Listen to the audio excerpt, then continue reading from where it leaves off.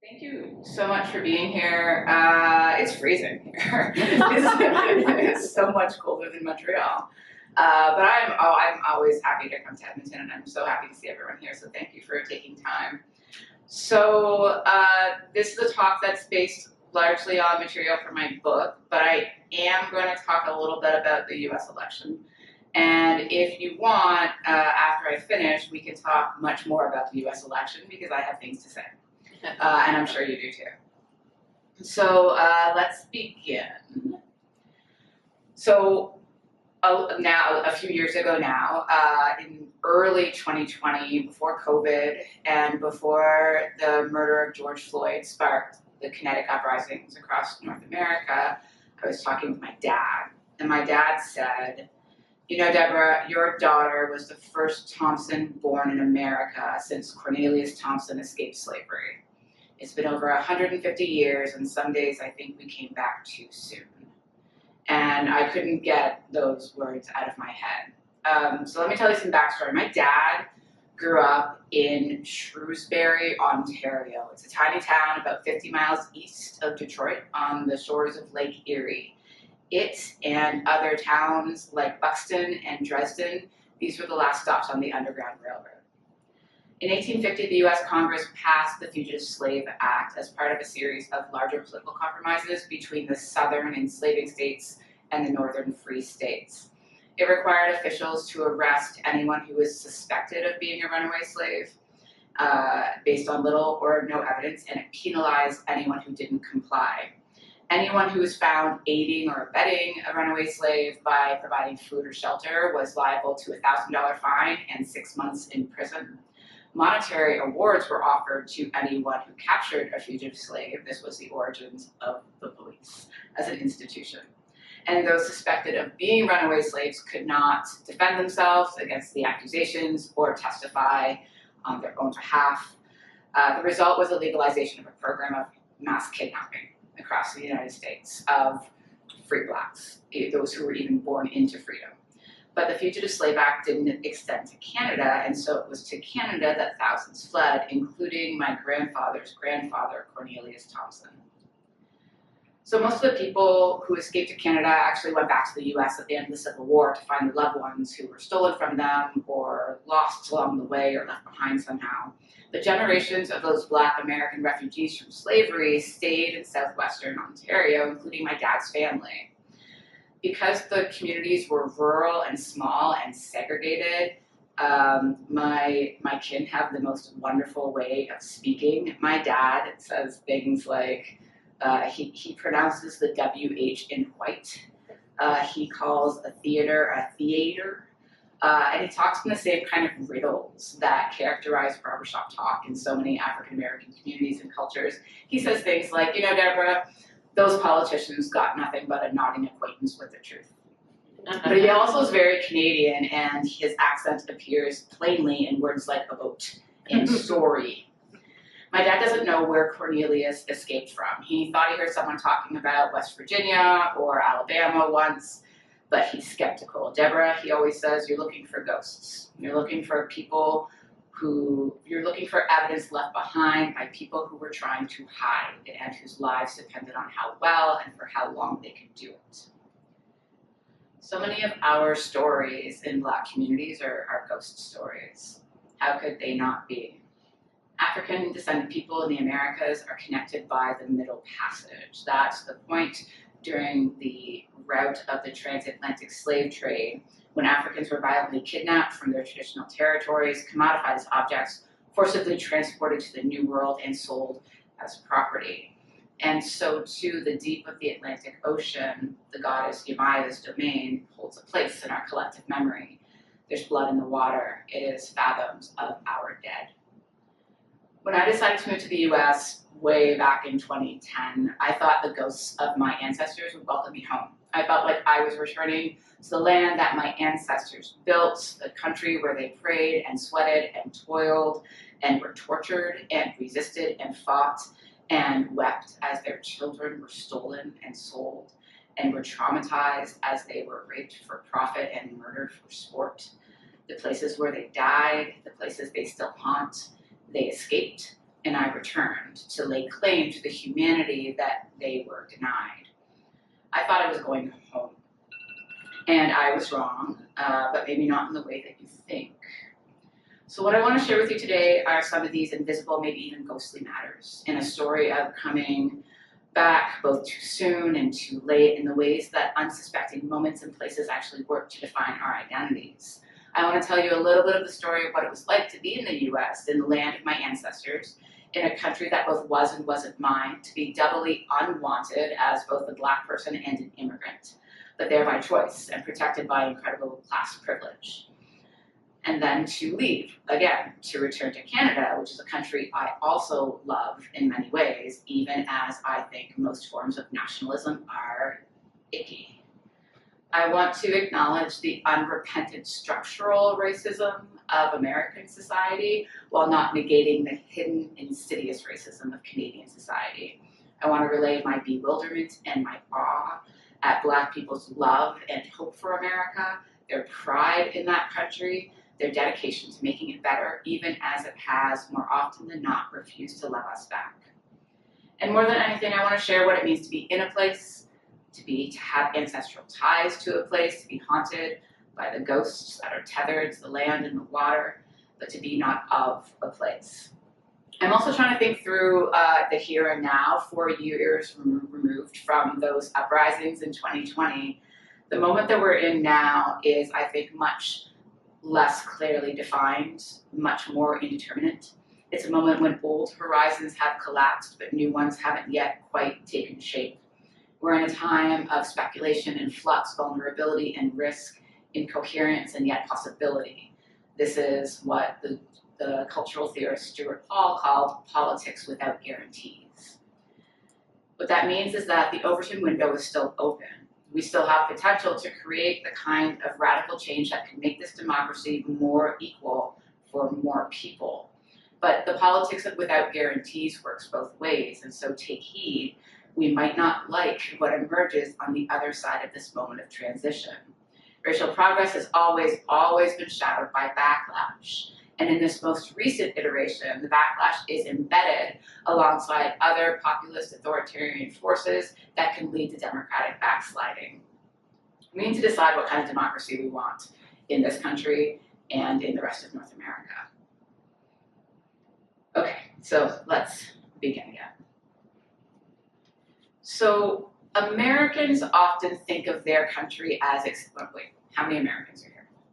So Americans, let me tell you about America. Americans often think of their country as exceptional. It's one of the world's oldest democracies. It's the only remaining superpower, the birthplace of revolutionary freedom, the last line of defense in a world constantly threatened by demagogues and dictators.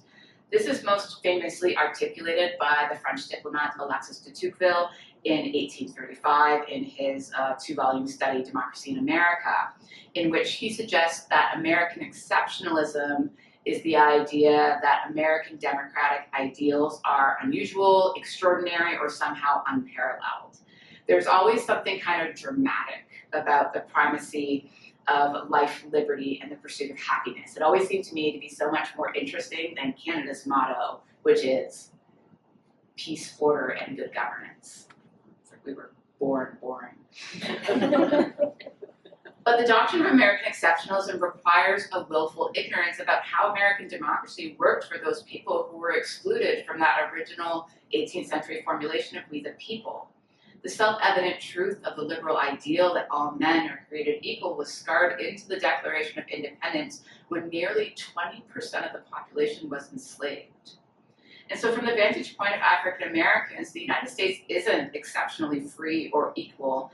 In fact, American racism is all the more tragic, cunning, and ruinous precisely because it exists alongside and but in direct contradiction with the American dream, the American creed, and the homogenizing power of American national identity. And to those of us who observe American history in the making from abroad, the US is only exceptional in terms of how utterly, unforgivingly, uncompromisingly racist it is. Now, this idea of American racial exceptionalism, this is really powerful in Canada. We understand American racism as real and morally repulsive. And in comparative terms, Canadian racism either does not exist, or if it does exist, it is somehow less harmful, less entrenched, less depraved, less traumatic than the racism in the United States. And I think there's a couple reasons why Canadians think this way. The first is because of the way that the most major significant cleavage in Canadian society historically has been conceptualized as a conflict between Anglophone and Francophone parts of the country, or more accurately between Quebec and what people in Quebec call rest of Canada. Quebec and the rest of Canada. It's also called Quebec bashing in Quebec. But the bilingual nature of Canada is fraught. And it creates really interesting racial politics in Quebec, where white Francophone Quebecers see themselves as victims of Anglophone colonization, and they reject their complicity in the ongoing violence of settler colonialism and the dispossession of Indigenous nations in Quebec. At the same time, white Quebecois generally refuse to acknowledge the existence of racism at all, or the fact that the construction of their identity is actually not about language, but is rather an ethno-nationalist understanding of who can really belong to the Quebec nation. The second reason why Canadians believe in American racial exceptionalism is because of Canadian multiculturalism, which was originally formulated by Pierre Elliott Trudeau in 1971, but created as a way to shut down the sovereigntist movement in Quebec. In fact, when Trudeau stood up in 1971 in the House of Commons and declared that Canada was a multicultural and not bicultural society, only 2% of the Canadian population was non-white, and the government was still actively committing cultural genocide against Indigenous peoples. Today, Canadian multiculturalism is actually much more like a marketing campaign than a robust set of policies aimed at bringing about more racially egalitarian outcomes. But I think the most relevant reason why Canadians believe in American racial exceptionalism is because of the way that America and its foundational ideas, identities, narratives, obsessions, psychoses, neuroses have had an incredible influence on the formulation of Canadian national identity. Throughout our history, we in Anglophone Canada, we've struggled to formulate our own identity. It is hard to share a border, a language, pop culture, and media with the world's only remaining superpower. And so for Canadians, the US is kind of like the mean girl in high school. The US is our very own Regina George, because we as Canadians hate her, but we secretly love her. And she's terrible, but like sometimes she's not terrible to us, but she's frequently terrible to other people, but really, why won't she pay attention to us? It hurts our feelings that she doesn't think we're cool. And so, because there are actually a lot of cultural similarities between Canada and the United States, being Canadian is defined, at least in part, by being not American. This is the trend of every beer commercial from the late 80s till now. This has ramifications for how we understand ourselves in racial terms. And the logic is something like this. Racism exists in America, Canada is not America, ergo, there is no racism in Canada. We use comparison in the service of Canadian deniability. That's our actual national pastime. It's an obsession that works to simultaneously hide and enshrine the persistent racial inequalities that define nearly every socioeconomic indicator in Canadian society. But the cognitive dissonance required to be righteously indignant about racism in America, but defensive when the perpetrators are us and not them, is itself a peculiarly Canadian kind of racism. This denial is aided and abetted by the way that Canadian multiculturalism has become a powerful national ethos. I was just at Queen's doing a talk, oh my God, on Monday, because this week is wild. And I was talking to the students about multiculturalism, and I was like, cool, like what does multiculturalism do? And they were like, it makes us all get along. And I was like, yeah, cool, but like, what does it do? Like tell me, give me a policy, give me like a program, give me an example of like something multiculturalism has done. And they looked at me because the multicultural policy is pretty hollow actually. It's changed recently, but there's not much to it. But no matter how multicultural we claim to be, there's one question that non-white people get asked all the time. Where are you from? No. where are you really from? And if your presence in Canada has never been questioned, it might be hard to hear the presumption in the premise of that question. Where are you from? Because I can see you're not one of us. Where are you really from? Because I'll stop you on the street and demand you answer my question because I'm white and you're not, and you owe me your time, your patience, your benevolence, and your respect. Where are you really from? Because my curiosity is more important than your safety.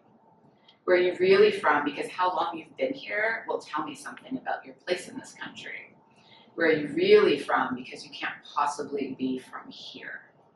When I was young, my knee-jerk reaction was always to claim belonging through longevity. I'm from Canada, I would say. I'm 5th generation Canadian on my dad's side and 4th generation on my mom's side, and some of us, I would say angrily, have been here a long time. And I remember feeling like it was so important that people knew that I had been here a long time, as if the amount of time my family had been in Canada could tell people something about me, as if time itself was somehow a marker of Canadianness. And I was, of course, wrong, but maybe not in the way that you think. For a long time, Black Canadian scholars have explored the absented presence of Blackness in Canada. The absented part describes the way that Black people in Canada are assumed to not exist, or if we do exist, we are assumed to be recent arrivals to what has always been a white country.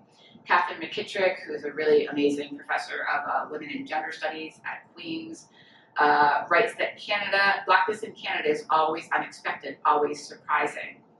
So if we read it this way, the question, where are you really from, is actually an attempt to address the shock and the astonishment at seeing a Blackness in a place where it is not supposed to be. But Blackness in Canada isn't just absent, it's absented. To be absented implicates the involvement of political processes that bring conditions into being. Our invisibility in national mythologies isn't a coincidence or a mistake, but rather is a purposeful rendering of the Canadian nation in a way that makes Black people invisible.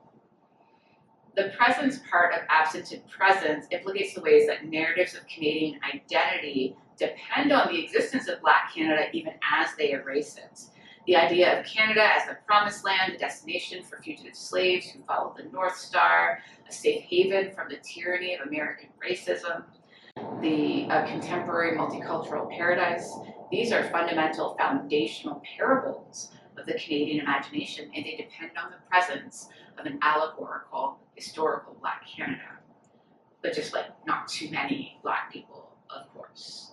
And definitely not angry Black people, or radical Black people, or loud Black people, or ungrateful Black people, or Black people who remember the razing of Africville in Halifax, in Hogan's Alley in Vancouver, or Black people who point out the ways that Canada tolerates Blackness only begrudgingly. And this is part of the reason why a sense of real belonging here in Canada was always a bit elusive. And so the kind of belonging I wanted in this country, I instead sought out in the country that enslaved my ancestors.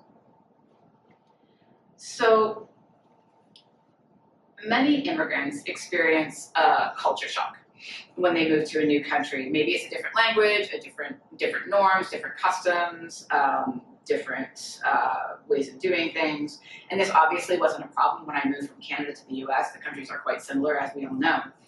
Except I underestimated the power of the narcissism of minor differences. So this is a Freudian theory that argues that communities with adjoining territories are likely to engage in feuds and mutual ridicule because they are hypersensitive to the minute differences that actually differentiate them. So there's some differences between Canada and the US that everyone knows about, right? Like ketchup chips. And we have better chocolate bars. And everyone in America calls chocolate bars candy bars when they're clearly chocolate bars.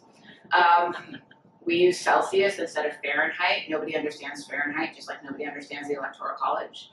And the way that every Canadian has said to an American friend, did you know that Ryan Reynolds is Canadian? Or that was filmed in Vancouver. But it turned out that a lot about what I knew of America when I moved there came straight out of pop culture. And so I was surprised to learn a few things. Cheerleaders are real. And very serious about cheerleading. okay, if you grew up when I did, I am in my 40s, so if you grew up watching TV in the 90s and the early aughts, apparently New York is only for like white, thin, beautiful people. But New York is not like that at all, actually. On the other hand, Portlandia is very accurate. I lived in Oregon for a while, and it's a very accurate television show.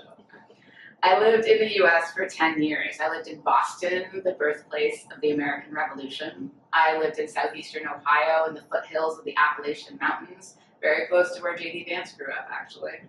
I moved to Chicago and lived in the great Black metropolis, and finally Oregon, the western frontier. I met amazing people, I taught amazing students, I really actually enjoyed my time in the US a lot, but there were some things about living in America that I could never really wrap my head around. So this is a bill from one of my children's births. That is not what I ended up owing. I ended up owing more like $5,000 because that was just the bill from the hospital, not the bill from the anesthesiologist, or the bill from the surgeon, or the bill from the resident who was observing the surgeon. I didn't know what the word copay was before I moved to the United States, and I didn't understand what a deductible could possibly mean in the context of healthcare. I remember like being at orientation for my job and being like, this doesn't work like car insurance. Like it can't possibly work like car insurance, right? Like it's not like a deductible like car insurance. And everyone was like, no, it's exactly like a deductible like car insurance. And it was just, it blew my mind. I had 2 small children, and I got used to asking if there would be guns in people's houses before they went on play dates.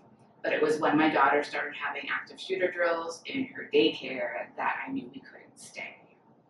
And I never really understood how or why, but it was clear to me deep down, Americans believe in the American dream. They believe that their society is in fact a meritocracy, and if you work hard, you can be anything. They also implicitly, deep down, believe the opposite is true. And so if you are poor, if you are homeless, if you are sick, if you are destitute, you must not have worked hard enough. One of the most consequential differences, though, I think, is the nature and manifestation of racism. Racism has shaped the contours of every major political, social, and economic institution in the United States. Every single one. If you name me an institution, I can tell you its racist history. From the funding of K-12 education, to banking and real estate, to the location of highways and grocery stores, to the origins of the Second Amendment and the lack of anything that comes close to universal health care, it's racism that has created these particular institutions to emerge in the ways that they did. And I didn't get that until I moved there. But a funny thing emerged from the ashes of the Black experience in the United States. The core idea of African American culture and identity is the struggle, right? The struggle against these systems. And it's not just for us, but for everyone. There's another side to this too. I was once doing a presentation like this at a university that I won't name, but it was Queens. And I'm picking on Queens today, but they're lovely people. And after it finished, this older couple came up to me and said, "Don't worry, we didn't think you were Black until you mentioned it." And they meant it as a compliment. And it was like so Canadian of them. I think that there is a value in this exploration of Blackness and belonging, not just in comparison, like comparing Canada and the US, but rather relationally. Ideas and inspirations, people and profits, goods and grievances have crossed the border for centuries. Black freedom dreams as well have never been bound by national borders. And so while others, no shade, but while others compare racism in the US to these explicit systems of racial apartheid, like in South Africa or Nazi Germany, I think that the idea in Canada that racism happened somewhere else or happened a long time ago is itself worthy of careful examination. Extreme cases have a lot to tell us, but so do unsuspecting ones. And Canadian peculiarities make for really interesting politics. There's a long history of Black migration to Canada. It began in 1628. There was a 9-year-old boy stolen from Madagascar who was later baptized as Olivier le Jeune, Oliver the Young. And he was the first person who was bought and sold in this country. We actually don't know very much else about him, and his namelessness and invisibility is part of the logic of slavery. Most Canadians don't know that slavery existed in Canada for over 200 years. In fact, the original Underground Railroad followed not the North Star, but the Southern Cross, smuggling enslaved people out of Canada into the free northern states, all of which had abolished slavery by 1804, decades before Canada abolished slavery in 1833. But beyond those people who were brought to Canada against their will, we generally speak of three waves of Black immigration. The first we call the Black Loyalists. Those are folks who fought in the American Revolution. Approximately 3,000 Black people fought for Britain during the war in exchange for their freedom and were transported from New York to Nova Scotia along with white British loyalists who brought their enslaved people with them when they fled to Canada. The second wave of Black migration were people like my grandfather's grandfather, Cornelius Thompson, the Black people who escaped to Canada between the Fugitive Slave Act in 1850 and the Emancipation Proclamation in 1863. Now, the records here are really sketchy, but estimates suggest that up to 40,000 Black refugees from slavery may have fled to Ontario and Quebec, but only 10 to 20,000 stayed at the end of the Civil War. Those two groups of Black migrants to Canada were the last substantial immigration for about 100 years because Canada had a white-only immigration policy in place for a very long time. For example, the Immigration Act of 1910 provided the federal cabinet with more discretionary powers to prohibit the entry of any immigrant deemed unsuitable to the climate or requirements of Canada. So when African Americans from Oklahoma tried to immigrate to Canada, border agents turned them away, saying the climate was, quote, too cold for Negroes. And they went back to Tulsa, and many of them were massacred in 1921. So the largest and most recent wave of Black immigration to Canada occurred after 1967, when the Canadian government implemented a race-neutral point system. So in 1971, when Trudeau declared Canada to be a multicultural society, the Black population was just 34,000 people. My dad used to joke that in those days, if you saw another Black person in Toronto, you were probably related to them because there were so few people. But through immigration, the population grew to 500,000 of us in 1991, and in 2021, the Canadian census counted over 1.5 million. We are the diaspora of the diaspora. Both old and new Black communities are products of global collisions and imperial collusions of colonialism and the transatlantic slave trade. But we don't have the same level of political or cultural recognition as African Americans, nor do we have the sheer magnitude of the millions of Black people who live in the Caribbean and South America. And some of us, I would say angrily, have been here a long time. Now that I'm older, I wonder about why I felt like it was so important to relay that I'm not a newcomer. What does the claim to being here for a long time actually mean? So if I can put on my political science hat for a second, in empirical terms, it actually means quite a bit. The length of time that immigrants and their descendants have spent in their adopted country matters a lot for a host of socioeconomic indicators. We use generational status as a proxy for assimilation because over time, and a lot of data demonstrate this, the characteristics that define immigrant groups tend to disappear. With each generation, the descendants of immigrants tend to adopt the language, intermarry with other ethnic groups, and adopt the host society's cultural norms. Canadian-born children and grandchildren of immigrants are typically better educated, wealthier, and have stronger feelings of attachment to Canada than those who came before them. The longer your family has been in Canada, the more Canadian you become. But those rules actually don't seem to apply to Black people in Canada. There's a lot of evidence about persistent socioeconomic disparities that plague Black communities, even long-standing Black communities. So according to StatsCan, unemployment rates among the Black population are higher than in the rest of the population, even at higher levels of education. Poverty rates are also higher, and the wage gap between Black and white groups is significant and persistent. 2/3 of Black Canadians say they frequently experience anti-Black racism, and 8 in 10 report daily microaggressions. Even second-generation Black Canadians, those born and bred here, report lower levels of feeling as if they truly belong. More troubling is the way that most Black Canadians experience democracy through our interactions with the coercive and punitive hands of the state. Numerous recent reports detail that Black people face rampant systemic racism in urban centers. We are disproportionately stopped, carded, charged, arrested, and subjected to the use of force by law enforcement, and we are overrepresented in the system of mass incarceration. In fact, if you look at incarceration rates and compared with Canada with the US and control for population size, Black people are more over-incarcerated in Canada than in the United States, right? We are 4% of the national population and 10% of the federally incarcerated population. Blackness in Canada also exists within the crucible of Canadian exceptionalism. That is, Canada the exceptional, Canada the clearly not racist, Canada the good, Canada the white savior, Canada the world's only successful multicultural experiment. The dismissiveness of racism here is part of the appeal, because if Canada is the exception to global racial rule, then we have no need to examine our exceptionally Canadian racial rules. It's a distraction, of course, because Canadian racism is shaped not just by that global history that gives it a familiar force and feeling, but also by those nuances that make it specifically Canadian, just like me.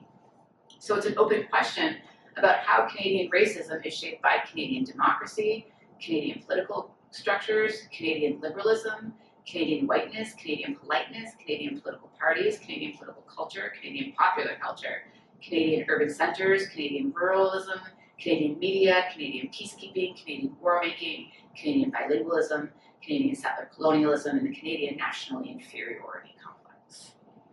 Moreover, racism in Canada doesn't manifest in the same way as it does in the United States. Racism here is malleable, it's hard to pin down.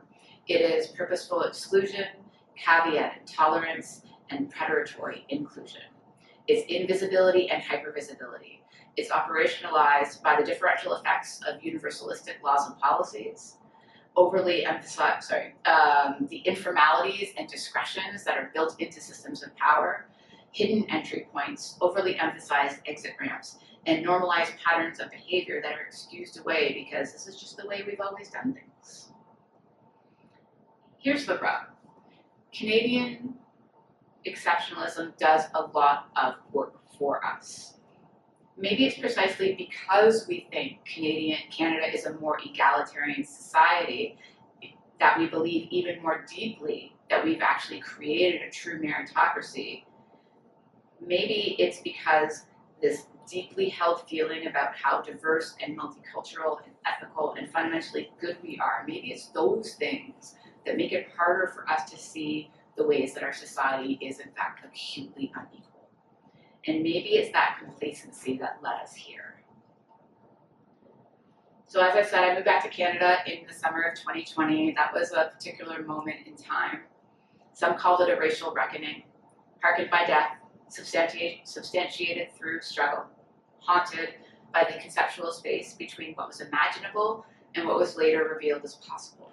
We didn't know then what had come crashing into the public sphere, full of chaos and passion, fury and rapture, and later, sadly but predictably, cooptation and dilution. Even now, we are years removed from the uprisings of 2020, and we don't have a good narrative to explain why it was the world stopped to protest, to grieve, to rage, to rebel, to mourn together. I don't think that reckoning is the right word for all that's happened between then and now. The idea of a reckoning is about honored promises, about debts repaid, about a balance restored. A reckoning faces the past again and again, like the way of return involves coming back to the beginning of a journey.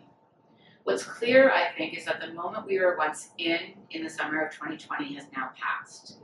We are now in a moment of transition, that politics without guarantees that I mentioned at the beginning.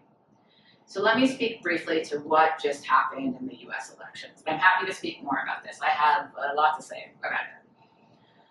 When Donald Trump won the presidency in 2016, it was clearly the result of a kind of white grievance politics that lots of people have written about in the years since. I find it interesting that those same pundits and analysts are not talking about the 2024 election as in the same kind of way. Nobody's talking about it in terms of white grievance politics. In part because I think the coalition that won Republicans the presidency, the House, and the Senate was comprised of more racialized people than Republicans have ever won, like in the modern iteration of the Republican Party since 1968. But I actually think that at least part of what brought Trump back to power was a cultural backlash that's tied up with whiteness trying to reinvent itself and restate a kind of cultural dominance. So the Republican Party has two major factions, and here shout out to Zach Beecham, who's a writer at Vox, who does a really great job at thinking about people on the right. So he talks about two factions of the Republican Party. The first are the neo-patriarchal conservatives, and this is the Christian right and other social conservatives. It's exemplified by the neonatalist ideology of Vice Presidential candidate J.D. Vance and Project 2025. It's this wing of the Republican Party that's concerned about falling birth rates and degenerating social values, and they are anti-immigrant and propose a change to more traditional, more hierarchical formulations of the American family. That's one wing of the Republican Party. The second faction in the Republican Party are what Zach Beecham calls barstool conservatives. So these are folks, this is named after the sports website, the terrible sports website, Barstool Sports. And these are people who actually don't have any moral issues with abortion or same-sex marriage, but they feel hampered by political correctness. They feel aggrieved by the idea of DEI and the Me Too movement. They're still annoyed about COVID lockdowns, and they generally feel that the left has gone too far. They feel like the left is preachy and ultimately constrains the freedom and liberty of individuals to do and say whatever they want. These groups, the Barstool conservatives and the neo-patriarchal conservatives, don't have the same kind of commitment or dedication or idea of conservatism, but they both love Trump for very different reasons. And while the first group has always been kind of steeped in whiteness, with some notable exceptions, so people never pay attention to the Asian American vote, but there's a really powerful evangelical Asian American community that has always voted Republican. Janelle Wong writes on this in the US. So that first group has always kind of been steeped in whiteness.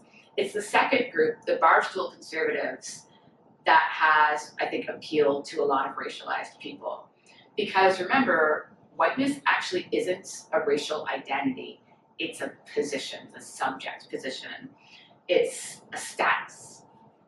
And it's that ability to do and say what you want without constraints, without consequences. That's part of what the sociologist W.E.B. Du Bois identified as the wages of whiteness. It's kind of the same reason, it's the same logic why some white people get so mad that they can't say the N-word, right? Whiteness is, in part, the ability to move through the world without the wariness that you have to be careful what you say. And when white people are told, no, you can't say that word, some folks get real upset at the constraint, right? I think that the promise of freedom and can be really appealing to racialized people who maybe haven't experienced it in that way. And I think that's what was appealing about the Republicans this time around. We can talk more about it shortly. But for those who are disappointed, like me, in what happened in the US election and worried about what might come next, there's hope.